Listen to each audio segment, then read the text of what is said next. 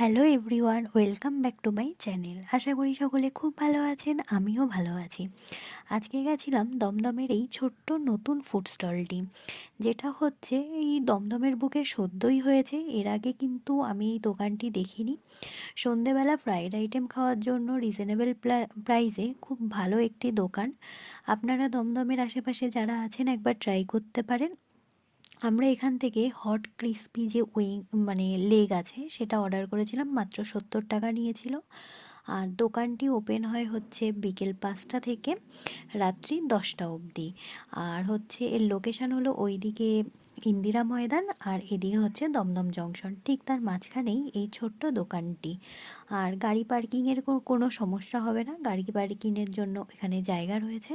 তো একবার ট্রাই করতে পারেন। আর যদি ভালো লাগে আমার চ্যানেলটি অবশ্যই সাবস্ক্রাইব করবেন। তাহলে আজ এইটুকুই, টাটা।